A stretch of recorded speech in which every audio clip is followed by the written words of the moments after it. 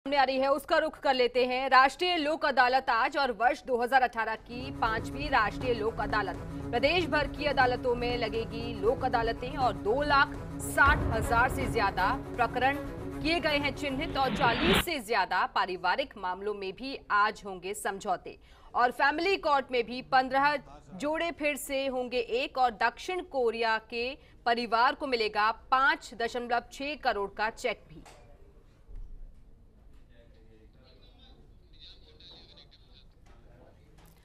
और इसी खबर पर और ज्यादा बातचीत के लिए इस वक्त हमारे सहयोगी निजाम कंटालिया हमारे साथ जुड़े हुए हैं। निजाम, राष्ट्रीय लोक अदालत को लेकर फिलहाल क्या जानकारी आपके पास? जी बिल्कुल, देखिए कि आज देश भर की अदालतों में राष्ट्रीय लोक अदालत का आयोजन किया जा रहा है और अभी जो आप देख रहे हैं ये एक दक्षिणी कोरिया परिवार जो एक ओचांग करके एक टूरिस्ट आया था जो सीकर से जयपुर आते दौरान सड़क हादसे में उसकी मृत्यु हो गई थी। आज उनके परिजनों को ये 5 करोड़ 6 लाख का चेक जो है इसके उद्घाटन समारोह में सौंपा जा रहा है। Justice M.N.. भंडारी जो है उन्होंने ये उद्घाटन किया। आइए हम बात करते हैं।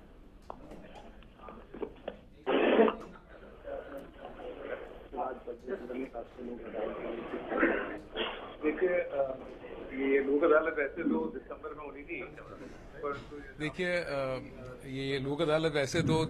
होनी थी, परंतु जैसा आपको पता है कि दिसंबर में राजस्थान में इलेक्शंस थे, तो हमारे रिक्वेस्ट पे आज के लिए इसको पोस्टपोन किया और पूरे राज्य में लोक अदालत आज के दिन के लिए आयोजित है। राजस्थान हाईकोर्ट में जो हम लोग कोशिश करते हैं कि मुकदमे न्यायालय में तो निपटे ही, परंतु समझौते के रूप में भी निपटे, जैसे कि जल्दी जल्दी न्याय हो। जिनको क्लेम मिलना है उनको सुविधापूर्वक उस क्लेम का अमाउंट भी मिले। इस बार एमएससीटी के अलावा और भी तरीके के जो लिटिगेशन है उनको भी हमने लिया है, चाहे वो इलेक्ट्रिसिटी से संबंध और वो भी है।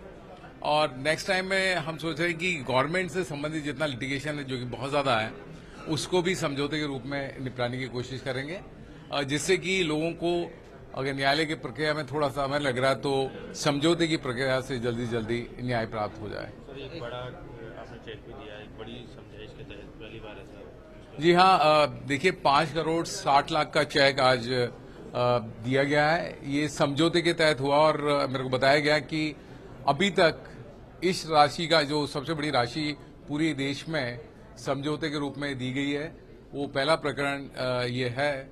इसमें कोरिया के एक व्यक्ति का क्लेम था, उसको इंश्योरेंस कंपनी ने सेटल किया और 5 करोड़ 60 लाख रुपए का चेक आज उनको दिया गया, जिसका कि अभी साइन भी हो जाएंगे समझौते के ऊपर और उनको तुरंत इस राशि का भुगतान भी हो जाएगा। सर, सरकार के बड़े मुकदमे होते हैं, इस बार भी सरकार ने 3,000 मुकदमे विड्रॉ किए इस लोक अदालत के। देखिए सरकार, ये आप सही कह रहे हैं, सरकार सबसे बड़ा लिटिगेंट है।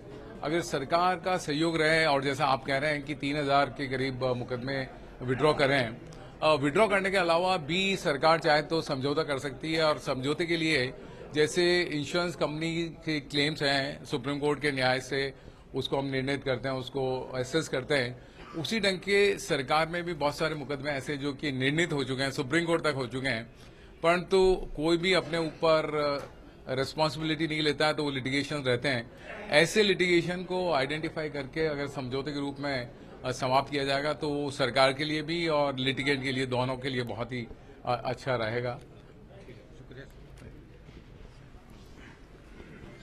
जी बिल्कुल, तो आज ये राष्ट्रीय लोक अदालत का जो कह सकते हैं कि शुभारंभ उद्घाटन हुआ है और खासतौर से बात यह है कि देश भर में अब तक की जो बीमा राशि के रूप में या अगर बीमा क्लेम के रूप में अगर कोई राशि दी गई है तो वो आज ये 5 करोड़ 60 लाख रुपए की राशि का चेक सौंपा गया है बीमा कंपनी की ओर से।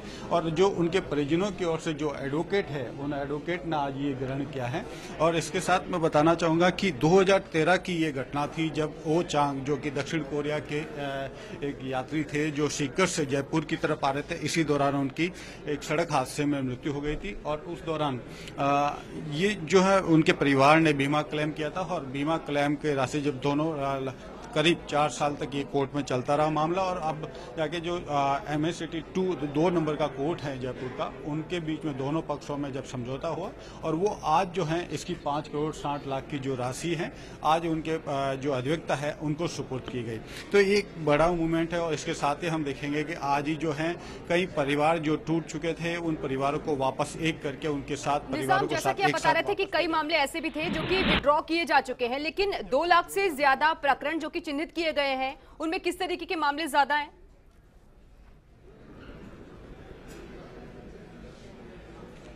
देखिए, सबसे ज्यादा जो मामले अगर आप देखेंगे तो नॉर्मल रूप से भी जो आते हैं MICT के आते हैं, या तो बीमा क्लेम के जो मामले होते हैं वो आते हैं जिसमें कि एक्सीडेंटल मामले होते हैं। और इसमें इसीलिए आपने देखा सुप्रीम कोर्ट ने भी फिलहाल अभी कुछ ही माह पहले ये गाइडलाइन जारी की थी कि किस तरीके से उस गाइडलाइन के बेस पे जल्दी से जल्दी त्वरित मुकदमों का निस्तारण हो सके। इसके अलावा जो बिजली कंपनी है, बिजली कंपनी के जो बिलों का मामला है वो आते हैं। इसके अलावा सबसे ज्यादा जो मामले होते हैं वो NI एक्ट और जो चेक जो बाउंस हो जाते हैं उनके मामले सबसे ज्यादा आते हैं। और इन मामलों में ज्यादातर ये होता है कि दोनों पक्ष जो है एक मध्यस्थता के बीच, दोनों पक्षों के बीच में आके ये एक समझौता हो जाता है। उस समझौते के जरिए ये कह सकते हैं कि समझौते के प्रयास के बाद ये किया जाता है कि जो एक मिनिमम बैलेंस जो कंपनी की तरफ से ये होता है ये और जो पक्षकार होता है वो दोनों ही इस मामले में जहां समझौता हो जाता है वहां उस बिंदु पर उसको मान लिया जाता है। और ऐसे ही आज कह सकते हैं कि हम आपको दिखा रहे हैं किम सूने,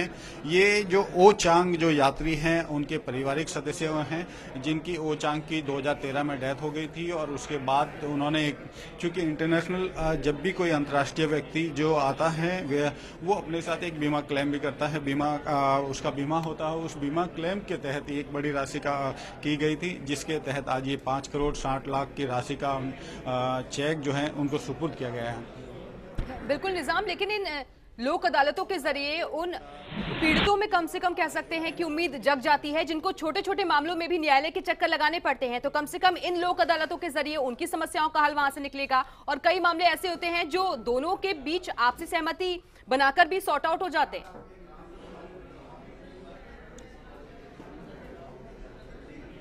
जी बिल्कुल, देखिए मैं एक छोटा सा उदाहरण देना चाहूंगा कि बीमा के मामले हैं जैसे, या फिर चेक बाउंस का मामला होता है। जैसे किसी व्यक्ति का 1 लाख का चेक है और वो बाउंस हो गया है और वो उसकी देने की स्थिति में नहीं होता, तो वो अपना कोर्ट के सामने ये चीज रखता है कि उसकी वो अपनी परिस्थितियां बता देता है और सामने कंपनी जो होती है उसके वकील को भी अपनी स्थिति बताता है। तो जो एक बीच का मध्यम रास्ता चुना जाता है कि अगर वो पूरा ब्याज नहीं चुका पा रहा है तो किस स्टेज पे जाके उसको कम किया जा सके जहां पे बीमा कंपनी उसको मान लेती है। तो ऐसे में दोनों पक्ष जहां पे उस मीडियम रास्ते पर, मीडियम पॉइंट पर जाके जहां समझौता हो जाता है फिर उसको इस तरह से समझाइश किया जाता है। और आप देखेंगे कि बीमा के मामले हो या NI एक्ट के मामले हो लगातार मतलब चलते रहता है, उनकी संख्या कभी कोई उसमें ये नहीं होता कि 1 या 2 साल में उसका डिसीजन हो जाए। लेकिन पिछले कुछ सालों में हमने देखा कि लोक अदालतों का ये बेहतरीन नतीजा निकला है। और इस बार की बात करें तो 2,60,000 प्रकरण पूरे प्रदेश में चिन्हित किए गए हैं। और खासतौर से अगर राजस्थान हाईकोर्ट की बात करें कि देखिए कि अब पिछले 1 साल में यह ऐसा हमारे सामने आया कि जो सिटिंग जज होते हैं वो बैठने लगे हैं और उसकी सुनवाई करते हैं। और खास बात ये भी है कि जो अधीनस्थ अदालतों में जो जजों की संख्या है वो भी लगातार बढ़ रही है। अब 600 से ज्यादा जो है अधीनस्थ अदालतों में जो है लोक अदालतें लग रही है। और सबसे सुखद पहलू इस लोक अदालत का जो हमारे सामने हम पिछले कुछ समय से देखते हैं वो है फैमिली कोर्ट का। फैमिली कोर्ट में ऐसे मामले जो सालों से लोग 10-10 साल से अलग रह रहे हैं, पति पत्नी अलग रह रहे हैं या परिवार में कुछ विवाद हैं, उन विवादों को भी आपसी समझाइश से जब सुलझाया जाता है तो ये एक बेहतरीन कह सकते हैं कि ये मौका होता है। तो ये जो लोक अदालत है इसको ना केवल एक देखिए, आप देखिए कि ना केवल एक प्रोफेशन की तरफ से या कहीं न्यायपालिका की तरफ से, बल्कि एक भावुक रूप भी दिया गया है, इसमें भावना का रूप भी दिया गया है। जब कई पारिवारिक जो जमीनी विवाद के मामले हैं उनको समझाइश किया जाता है तो एक बड़ा मतलब। तो हम आपसे बात कर रहे हैं किम सोन के जो ओ चांग यात्री की डेथ हुई थी उनके मामले में जो बीमा क्लेम की राशि आज तक की देश में सबसे बड़ी राशि माने जा रहे हैं। तो सर अंकुर सर बताएं कि ये क्या घटना हुई थी और ये जो कंपनी का है मध्यस्थता किस तरह से हुई?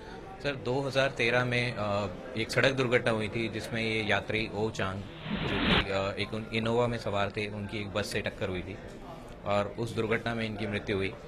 मृत्यु के बाद उनकी तरफ से क्लेम फाइल किया गया। क्लेम काफ़ी समय तक चला क्योंकि अमाउंट बहुत बड़ा था, राशि बहुत बड़ी इन्वॉल्व थी। सेवरल राउंड ऑफ नेगोशिएशंस इसमें हुए, बीच में 1-2 जजेस भी चेंज हो गए, इतना लंबे समय तक ये मुकदमा चला और काफ़ी बार इसमें हमने प्रयास किए कि राजीनामा हो जाए। जैसा कि चोलामंडलम जनरल इंश्योरेंस कंपनी का शुरू से ये रुझान रहा है कि हमारे 80% मुकदमे जो हैं होते हैं। पे जाके आप लोगों के बीच में समझौता हो? जी, काफ़ी समय तक ये लड़ता रहा। जज साहब श्री महेश शर्मा जी का इसमें योगदान रहा। हम लोग काफ़ी बार बैठे, नेगोशिएशन हुआ, फाइल बोर्ड मेंबर्स तक गई। उसके बाद लगभग ये अंतिम समय पर था मुकदमा, तब जाके इसमें राजीनामा। चलिए निजाम, फिलहाल तमाम जानकारी के लिए शुक्रिया। हम आगे भी इस खबर को लेकर आपका रुख करेंगे।